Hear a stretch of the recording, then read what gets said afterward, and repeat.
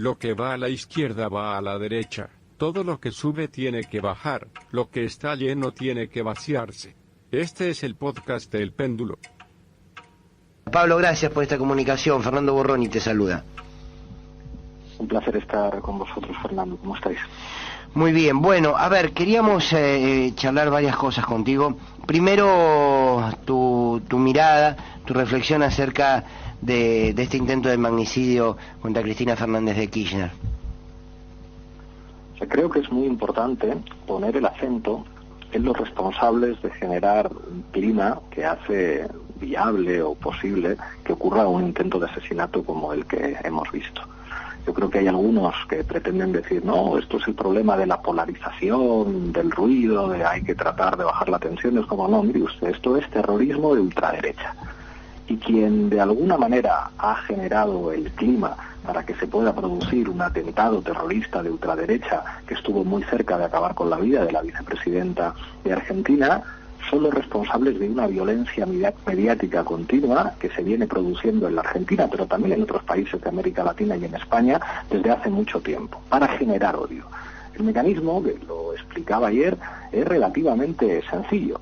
Empezamos con las fake news, con noticias falsas que pretenden instalar una serie de hechos que terminan provocando el odio sobre determinadas figuras, que además se acrecienta con una campaña de deshumanización constante. En ese contexto, donde las mentiras se empiezan a normalizar en determinados medios de comunicación, vemos que la derecha actúa también con sus brazos judiciales. Y a partir de ahí nos encontramos con situaciones de lawfare, como hemos visto en Brasil, como hemos visto en Ecuador, como hemos visto en Bolivia, como hemos visto en España con nosotros y como estamos viendo en Argentina. Claro, en ese contexto es perfectamente posible que un neonazi decida tomarse la justicia por su mano e intentar asesinar a quien permanentemente determinados medios de comunicación están señalando como la responsable de todos los males que ocurren en la Argentina. Pero ojo que esto mismo ha ocurrido en España. Después de que yo me reuniera con la vicepresidenta de Argentina la semana pasada, empezaron a hacer circular por las tertulias en España a una monja argentina que está envenenada de odio, básicamente pidiendo un castigo ejemplar para Cristina Fernández de Kirchner. Los responsables de esa violencia mediática deberían reflexionar sobre una acción que están llevando a cabo que genera situaciones enormemente peligrosas para la democracia. Pablo, todo este rol de los medios de comunicación construyen una gran parte de una sociedad determinada, ¿no? Hay un sujeto social, calculo que en España debe pasar lo mismo, bueno, el avance de Vox me parece que se ve con claridad, que yo no sé, hay muchos que dicen las sociedades se están derechizando, yo creo que no.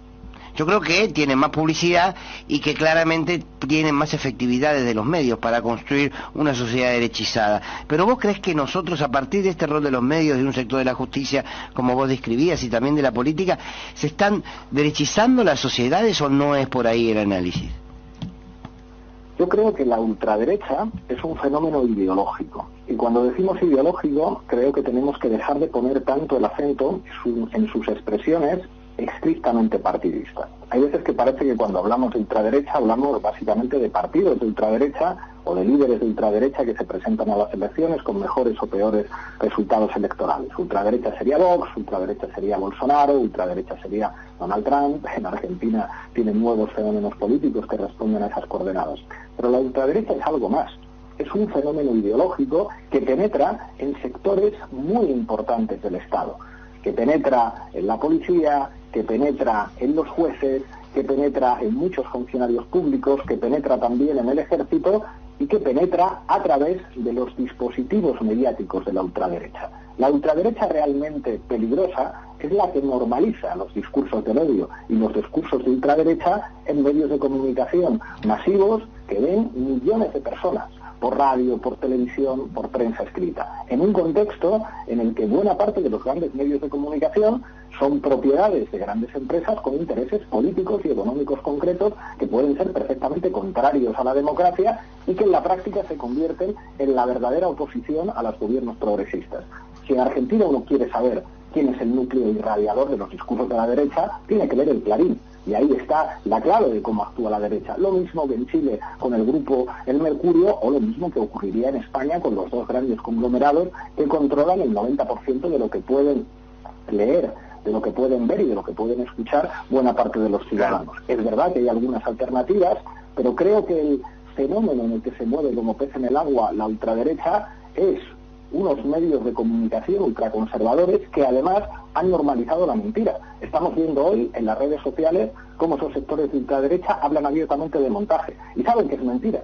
Saben que ha faltado muy poco para que hubieran asesinado a la vicepresidenta de Argentina, pero les da igual. En su lógica política, si mentir es más eficaz que decir la verdad, mienten sin ningún tipo de pudor.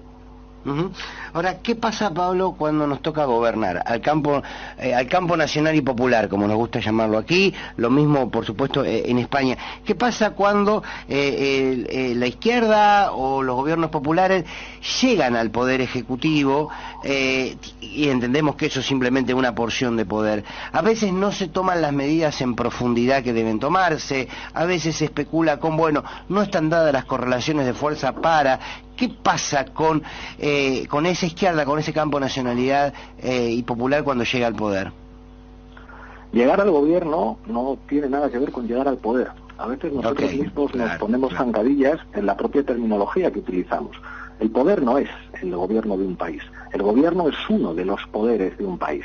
Y en situaciones de economía globalizada es un poder notablemente modesto que tiene que lidiar con actores económicos con una absoluta capacidad de doblegar la voluntad política de un gobierno y del Parlamento en el que se puede sostener, pero también tiene que lidiar con actores ideológicos como los poderes mediáticos que son capaces también de doblegar la voluntad de esos gobiernos. Eso quiere decir que un gobierno es una parte muy pequeña y muy modesta del poder. A partir de ahí yo creo que muchas izquierdas minusvaloran lo que significa la ideología como terreno de intervención política, también cuando se tienen dispositivos administrativos. Hay sectores en la izquierda, a mi juicio de manera muy ingenua, que entienden que la correlación mediática de fuerzas es la que hay, que al fin y al cabo siempre ha sido así y que hay que asumir pues como una cuestión climática que no se puede cambiar, una correlación mediática de fuerzas determinada.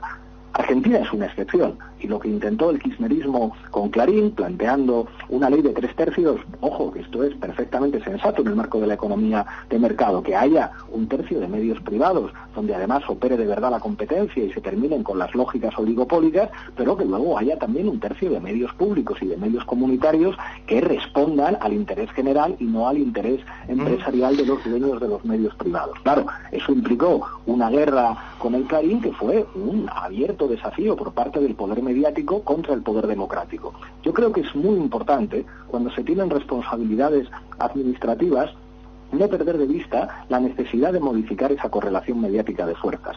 En Chile hemos visto en los últimos meses cómo el principal adversario político, tanto del gobierno como de los partidarios de una nueva constitución democrática que sustituya a la constitución, a la carta otorgada por la dictadura por Pinochet, ha sido el poder mediático. Han sido buena parte de las televisiones y los periódicos de Chile los que han ejercido, porque son empresas privadas con intereses privados, la oposición al gobierno y la oposición a un cambio constitucional en un sentido democrático. Yo creo que es muy importante que los sectores populares, cuando llegan al gobierno, entiendan que sin modificar el principal terreno de combate político ideológico, que es el terreno mediático, sin modificar la correlación de fuerzas ahí, es enormemente difícil lograr avances sociales. Sí, te preguntaba y digo, tenés razón, es muy claro cuando decís, bueno, a ver, llegar al gobierno no es tener el poder. Ok, pero en un sistema democrático, ¿qué nos termina quedando? Quiero decir, es cierto, tenés razón 100%. Si el único acceso que tenemos a poder administrar algo muy pequeñito de ese poder es llegando al gobierno, por fuera de eso, ¿qué nos queda para dar las disputas? Más allá de la calle, que no es menor, ¿no? La calle no es menor, y creo que en Argentina en las últimas horas está haciendo una demostración de poder popular que es enormemente saludable en términos democráticos.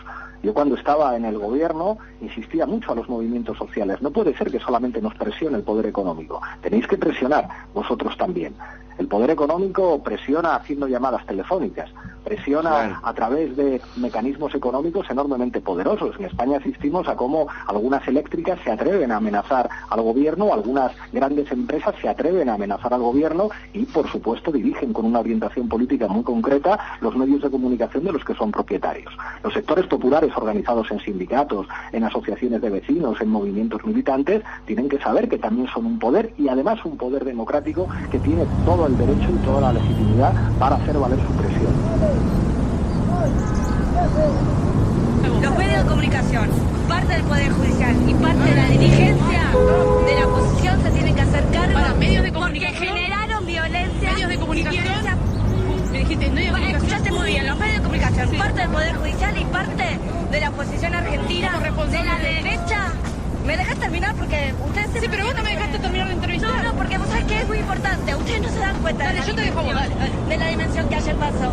Ustedes, los medios de comunicación, parte del gobierno, del Poder Judicial y parte de la oposición, son responsables de lo que está pasando, del odio, de lo que pasó ayer con la presidenta. Ustedes, los medios de comunicación, metieron mierda en la cabeza. ¿Te parece que hoy no deberíamos estar en esta marcha de apoyo? Mira, me encantaría, me hubiese encantado que estén, obvio que están, porque nosotros no lo echamos como ustedes echan a otros canales. Sean un poco más responsables. O sea, vos decís que unos medios sean responsables. Sí, claro. Los medios de comunicación, La Nación, Clarín, Infobae, Perfil, La Nación Más, todos esos canales que donde pertenece Héctor Mañeto, sos culpable. ¿Y echamos a quién? Odiador del odio. Y firmame a mí, Héctor Mañeto se llama. ¿Y a quién echamos ¿sí? nosotros? Vos decís que echan a otros medios. Cuando hubo marchas anteriores de la oposición echaban a otros medios. Ustedes siempre se quedaban. Ustedes tienen que ver que la democracia es esto, que nosotros a ustedes no los corremos. Estamos acá, están acá. Yo te estoy poniendo el micrófono, así que me encanta que podamos estar hablando. Gracias. Ninguno puede. Voy a entrevistar a los medios. Gracias. Gracias. Filosofía, aquí y ahora. La sociedad de lo uno es lo más antidemocrático que existe. Estados Unidos es el centro del poder comunicacional. Para crear guerras hay que enloquecer a la población. McCarthy no crea la paranoia, es fruto de la paranoia. La centralidad argumental de 24 horas es una obra maestra del chantaje. Es necesario que mi mensaje sea el único que llegue a la sociedad. Para eso yo tengo que devorarme el mercado de la comunicación. Los oligopolios, a su vez, necesitan del poder comunicacional. Muchas repeticiones hacen una verdad. Crear el miedo en el seno social. No quiero ser pensado, no quiero que me piensen, no quiero ser dominado, manipulado. Quiero pensar mis propias ideas, tomar mis propias decisiones. Filosofía, aquí y ahora. Poder mediático. El sujeto constituyente del poder mediático. 1. El ejemplo de Rupert Murdoch. Rupert Murdoch. Rupert Murdoch nació en 1931 y es ese tipo de hombre poderoso norteamericano nacido para el poder en el gran estilo de ese país para conquistar poder, ese estilo competitivo que pisa cabezas. Ese es el estilo de Rupert Murdoch. Es un conservador rígido, republicano de derecha. Es también un hombre que ha acumulado poder con los medios. Es un hombre todopoderoso. En este momento está disminuido y en problemas por una cuestión de espionaje, pero no importa, no es ahí donde lo vamos a estudiar, sino en el momento en que su poder se ejercita sobre la sociedad. Rupert Murdoch, magnate norteamericano, entre varias posesiones que tiene nada menos que a la 20th Century Fox. Y además tiene al New York Times y montones de cosas más tiene, montones de cosas más. Es lo que se puede llamar un halcón de la prensa, ¿no? El halcón es un ave de rapiña que cae sobre sus presas y las destroza.